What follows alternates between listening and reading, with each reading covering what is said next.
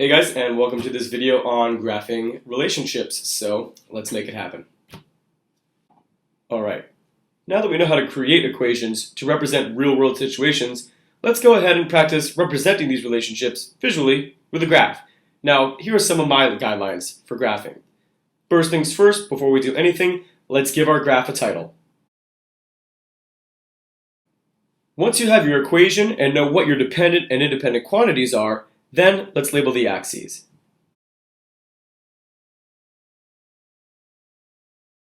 Remember, the dependent variable most of the time goes on the vertical axis, and the independent variable most of the time goes on the horizontal axis. And please make sure to label the axes with both the quantity and the variable that represents it. Then I suggest creating a table of values with a whole bunch of ordered pairs for the quantities in question.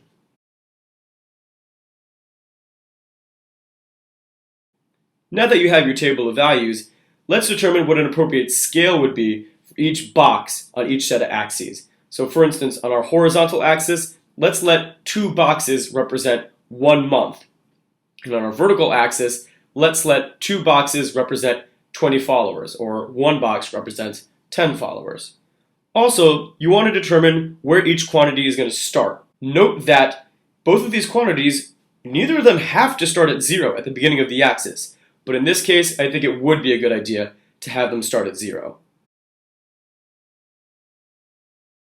Couple of quick notes. It would be kind of inconvenient and cumbersome to label every single notch all the way down your axes. So what I tend to do is label the first few so the reader gets an idea for how much every box is worth, and then I label only the major ones out at the end. Also note, it's really important down here in the lower left-hand corner to explicitly indicate where each of your quantities is starting. Even if it's 0, it's really important to show here that the independent quantity is starting at 0, and here that the dependent quantity is starting at 0, especially if it's something not 0. You want to make that real clear to the reader. At this point, it's time to graph the ordered pairs from our table of values. At this point, we can extrapolate that the ordered pairs probably continue on in this fashion, so let's go draw some more. Next, we decide whether our graph should be discrete or continuous. In this case, this relationship would best be described with a discrete graph, so we're not going to go ahead and connect those points. If it were best described with a continuous graph, we would. And the last thing, once your graph is drawn, it's helpful to label it with the equation that you made earlier.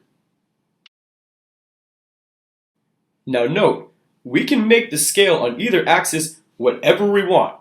For instance, on our vertical axis, instead of having each 1 box representing 10 followers, we could have had every 1 box representing 20 followers.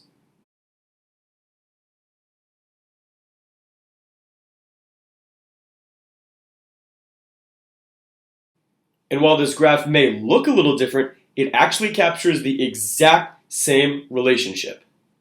I'm going to take this a step farther and use a graphing calculator app on the iPad to show you how different graphs with different scales can all capture the exact same relationship. Alright, here's a graph of that relationship we were just discussing, and the axes right now are scaled so it looks like almost more or less a 45-degree line. Very nice. But note that if I change the scale on the vertical axis, that's the exact same information, but of course it looks a lot different. I also could have changed the scale on the vertical axis the other way.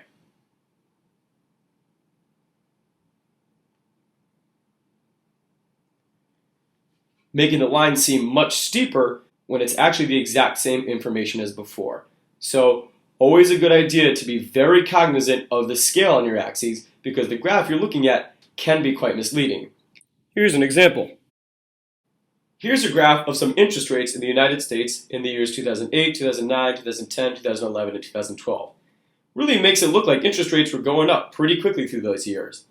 But if you take a look at the scale on the left, the bottom of the graph is at 3.140%, and the top of the graph is at 3.154%. So while it looks like it's a big change, that actually isn't much of a change at all.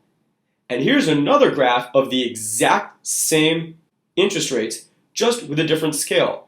And look how similar the interest rates look now. Just changing that scale on the vertical axis completely changed what the graph looked like and what information you might initially draw from it. Alright, let's do another one. After being posted to YouTube on October 5th, and of course starting with 0 views, a viral video finishes each day with 10,000 more views. Alright, first things first, let's title our graph. Let's go ahead and define our variables. Now already, if we let our dependent variable be just the number of views, we know we're going to have to write 10,000 and 20,000 and 30,000 and 40,000 on all these little notches on our graph. So this is a great opportunity to define this variable as the number of views in thousands. That way we can just write 10, 20, 30 instead of 10,000, 20,000, 30,000. All right, let's create a table of values. Let's create an equation, and then we'll reconvene to talk about the scale and the range on our axes.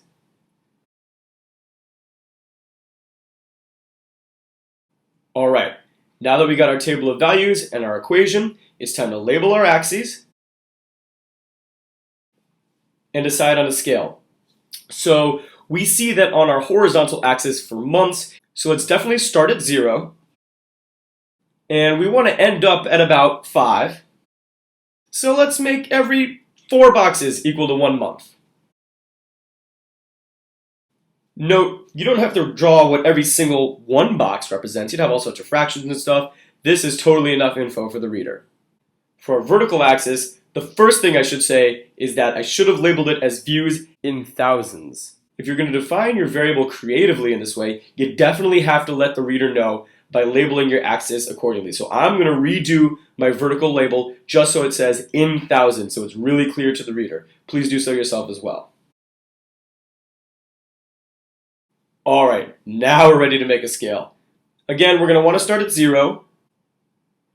If I wanted to make my scales exactly the same, I'd go from 0 on the bottom to 50,000 on the top. But just to mix things up so we're not doing the exact same scale every time, let's just make it 3 boxes equals 10,000 views. Alright, now that we've got our labels, now that we've got our scale, it's time to graph these ordered pairs. Once again, this relationship is best described as a discrete graph, so I'm not going to connect these points. And now that we're done graphing, let's go ahead and label it with our equation. One thing I really like about this graph is that note that every single day that goes by, the number of YouTube views goes up by the same amount, 10,000. Now, quick question. How would the equation change and how would the graph change if that video received 20,000 views each day instead of 10,000 views?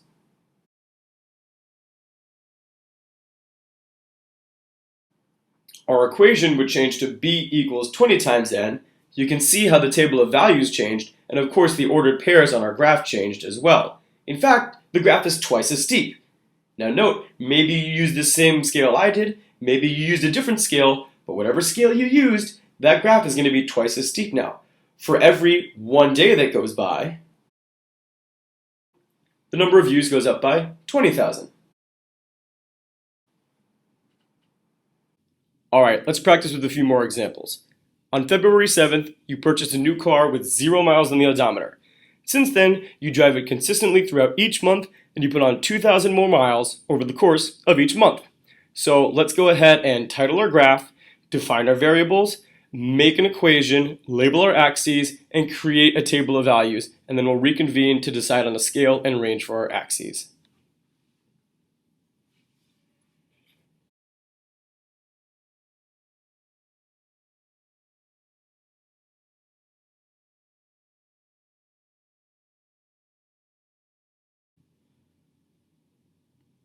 Alright, now that we have our equation and we've got our table of values to work from, let's make our horizontal axis go from 0 to 5. And let's make our vertical axis go from 0 to 10,000. And now we're ready to graph our ordered pairs. In this case, the relationship would best be described by a continuous graph, so let's go ahead and connect our ordered pairs. And last but not least, let's label our graph with its equation. Once again, I love how this graph visually shows that every 1 month that goes by, the number of miles on the car goes up by the exact same amount, namely 2,000 miles. Quick question, how would our equation change and how would our graph change if over the course of each month we drove the car only 1,000 miles?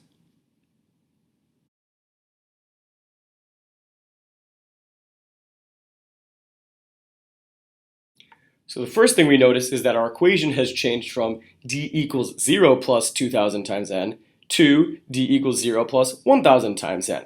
Of course, because we're going only 1,000 miles each month. The table of values changed, the ordered pairs changed, and you can see that since we're driving only half as far every month, this second line in orange is only half as steep as this line in red. That every 1 month that goes by, we are now only traveling 1,000 miles. Alright, let's do another example, and this one's going to be slightly different from the ones we've done already. On January 16th, you already had 100 Twitter followers. Since then, every month you gain 20 more Twitter followers. So I'm going to have you title your graph, define your variables, label your axes, create some ordered pairs, make an equation, and then we'll reconvene to talk about scale and range on our axes.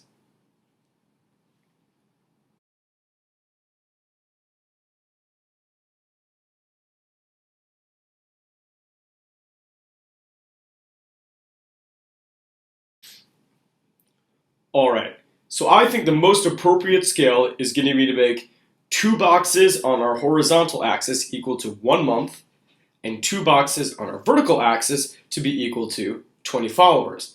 Now the question is where to start. For now, let's go ahead and start both our horizontal axis and our vertical axis at 0. Now that we have our scale, time to graph our ordered pairs. And note that for the first time, we are not going to have an ordered pair in our bottom left-hand corner at the point 0, 0. We're going to start with our first ordered pair at 0, 100.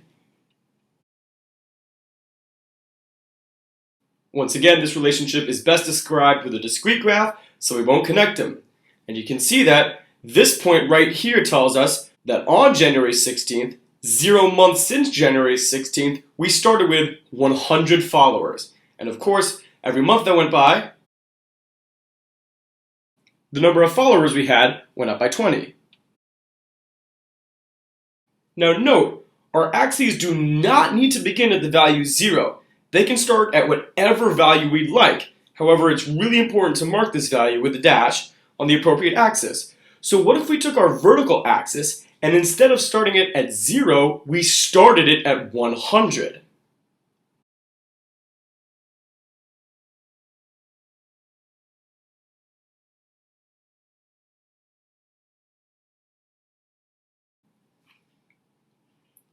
Now when we graph our ordered pairs,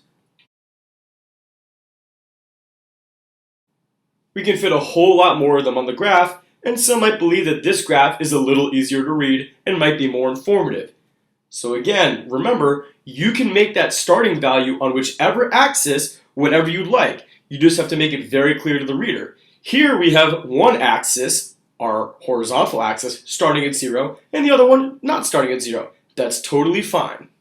More often than not, it's going to be totally fine to start our independent axis at 0, but oftentimes our dependent axis starting it at 0 would make the graph really hard to draw, so we're going to need to start it somewhere other than 0.